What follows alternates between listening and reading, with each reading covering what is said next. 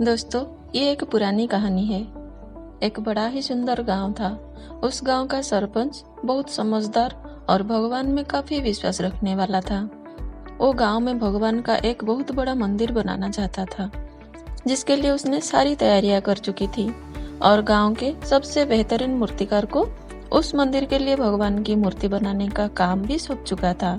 एक दिन उसने सोचा कि मूर्ति बनाने के लिए ऑर्डर देकर 1 महीना बीत गया। चलो जाकर देख आता हूँ कि मूर्ति कैसे बना है।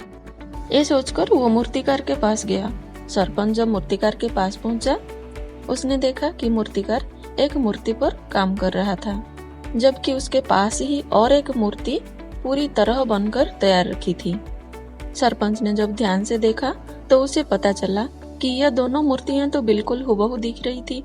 उसे लगा कि अरे, ये मूर्तिकार क्या कर रहा है। मैंने तो सिर्फ एक मूर्ति बनाने के लिए उसे कहा था, लेकिन ये 2 क्यों बना रहा है। सरपंच से रहा नहीं गया। वो मूर्तिकार के पास गया और उसे पूछने लगा, अरे ओ मूर्तिकार भाई, मैंने तो एक मूर्ति बनाने का ऑर्डर दिया था, तुम 2 क्यों बना रहे हो। क्या तुम किसी और के लिए भी सेम टू सेम मूर्ति बनाना चाहते हो?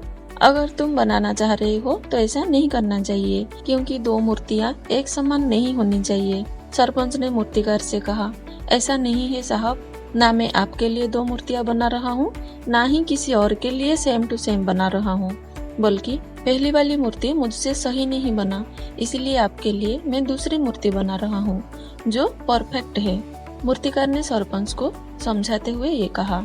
सरपंच ने मूर्तिकार की बात सुनी, फिर वो साइड में रखी उस मूर्ति का निरीक्षण करने लगा, जिसे मूर्तिकार ने कहा था कि ठीक से नहीं बना है। बहुत समय तक ध्यान से देखने के बाद भी सरपंच को उस मूर्ति का कोई भी कमी नजर नहीं दिखाई दिया, जिससे मूर्तिकार को वो खराब कह सके। बहुत समय तक ध्यान से देखने के बाद भी सरपंच को उस मूर्ति में कोई कमी नजर नहीं आई।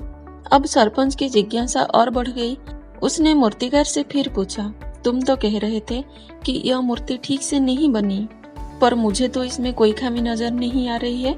तब मूर्तिकार ने सरपंच को मूर्ति के पास ले जाकर मूर्ति पर नाक के ओर इशारा करते हुए उसमें एक छोटी सी बिंदु की खामी को दिखाते हुए कहा कि ये देखिए, ये है प्रॉब्लम।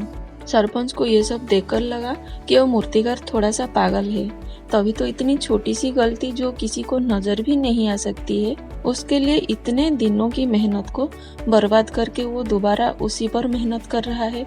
सरपंच ने मूर्तिकार को समझाने की बहुत कोशिश की। सरपंच ने कहा, देखो भाई, तुम ये अच्छी तरह से जानते हो कि मंदिर में जहाँ पर इस मूर्ति की स्थापना की जाएगी, उसके ज्यादा करीब किसी को जाने नहीं दिया जाएगा, और अगर कोई इतना करीब ही नहीं जाएगा तो ये खामी के बारे में किसी को पता नहीं चलेगा। मूर्तिकार ने जवाब देते हुए कहा, साहब आप सही कह रहे हो, इस खामी को कोई नहीं देख पाएगा, मगर मैं इसे देख पा रहा हूँ और मेरा भगवान इसे देख पा रहा है, इसीलिए मैं इसे अनदेखा नहीं कर सकता, और ऐसा काम करने से मुझे संतुष्टि भी नहीं मिलती है। और आप ही बताइए, क्या ऐसे काम पर मैं गर्व कर पाऊंगा? मूर्तिकार के ऐसे विचार सुनकर सरपंच भी उससे इम्प्रेस हो गया।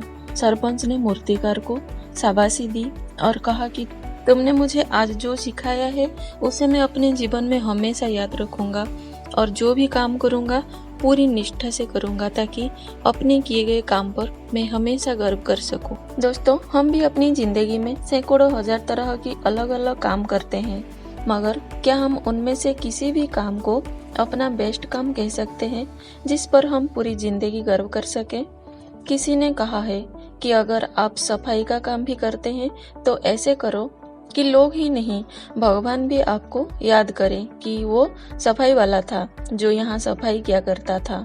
कहने का मतलब ये है कि हम चाहे जो काम करें, हम दूसरे को दिखाने के लिए ना करें, उसको इतना ईमानदारी से करें कि कोई और उस काम को हमारे जितना बेहतर कभी ना कर पाए, और हमेशा अपने द्वारा किए गए काम पर गर्व कर सके। उम्मीद है आपको ये कहानी पसंद आई होगी। धन्यवाद।